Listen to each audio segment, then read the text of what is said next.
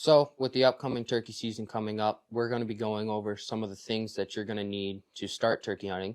So, this stuff that we're going to be talking about today is the absolute bare minimum of what you're going to want to turkey hunt. And this is just enough to get you by. I'll have everything you need start to finish on this list, and we're hoping to keep it pretty low on budget. So, just enough to get you through the season. So, first off, we're going to talk about a gun. Now, the gun that I've chose is a Winchester SXP, and this is a pump action shotgun. I would do 12 gauge for turkey and relatively cheap gun. I've had one for about 5 years now, closer to 6, and it's probably one of my favorite guns.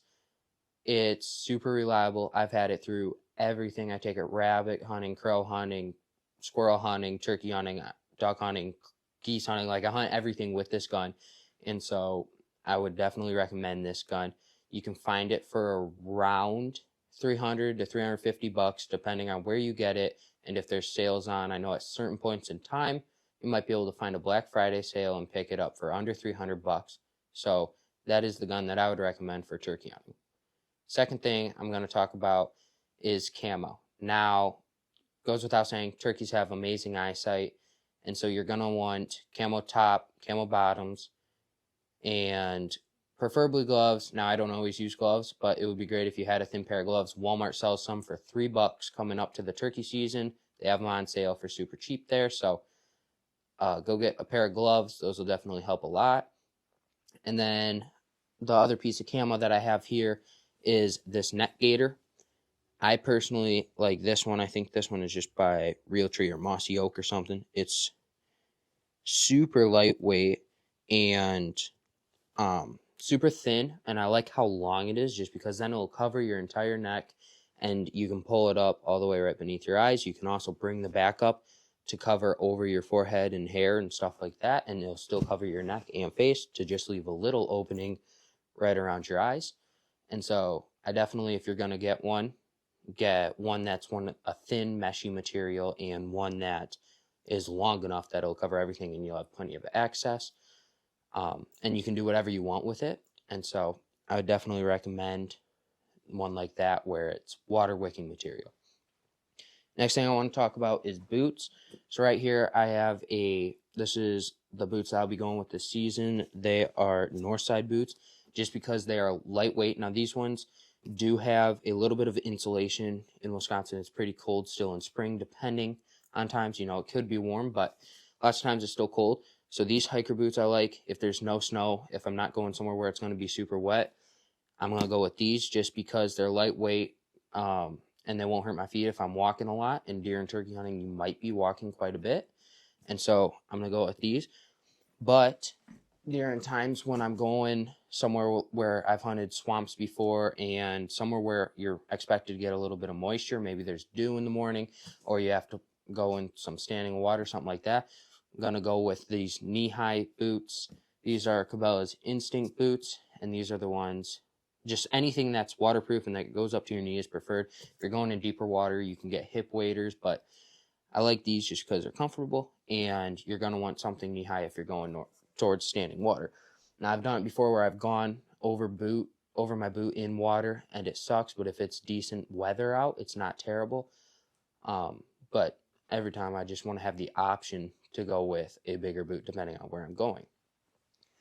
Next thing I'm going to talk about that I would argue is definitely a necessity is going to be a turkey call. And this list is more targeted towards beginners. And so I would start out with, you could get a diaphragm call, but those are harder to master, if you will, or learn. And so a pot call or a box call is a great option for starting out, especially with a pot call. You can make most sounds on just one pot call with one striker. And so just to show you, this here is a glass pot call. This is the Driftless Hen by Anthony Myers. Probably my favorite, best sounding turkey call. And that's a glass call. The other one I have here, this is just a slate call. And this is by Lynch Calls. And so they just give a little bit of a different tone. But these are two of my favorite calls. This one's just very basic, plain, but sounds phenomenal.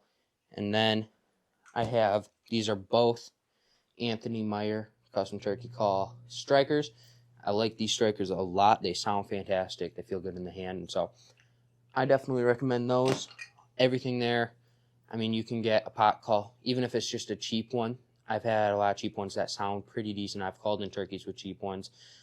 You can get a pot call and a striker for $20. You can get a nicer one on a higher end for 40, 50, 60. You can go, sky's the limit, but at the same time, you don't need that. So staying on a budget, you can pick one up.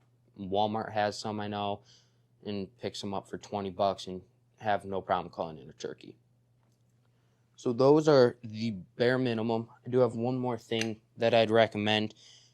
You can use, a lot of people do an owl, a lot of people do it with their voice, but it's just a locator call. Now this here's a crow call, and I like crow call because here in Wisconsin, we just got a lot of crows, so it's a natural sound versus like owls. Yeah, we got them, but they're not as prevalent as crows. And this is basically, you get what's called a shot gobble. And so when you use something like this, it's just a loud, it's a quick snap of something. A lot of people do owl hoot with their mouth or something like that, but just something to get those turkeys to fire off that doesn't necessarily make it sound like another turkey. This last year on my turkey hunt, I used this more than I'd say I used my turkey call, just because I was going after this one bird and I didn't want it to start working towards me before I got set up and I got closer to it. So just to keep an eye on where it was, I would use this crow call here just to kind of get lined up. And then once I wanted it to start working towards me more, that's when I switched over to my pot call or my diaphragm call. And diaphragm calls you can pick up, they're pretty cheap. You can find them anywhere from $10 to, again, sky's the limit, but they have a whole bunch of different reed patterns and different stuff you can get with that. And so it's all very, lenient on how expensive you go with it, but you can find and get into the woods pretty cheap for turkey hunting. And I would highly recommend doing it just because, in my opinion, it's one of my favorite things to hunt. There's nothing like waking up in the morning and hearing a gobble. So anyway, be sure to check out the other videos I have coming out. I'll have some coming up for turkey season this spring.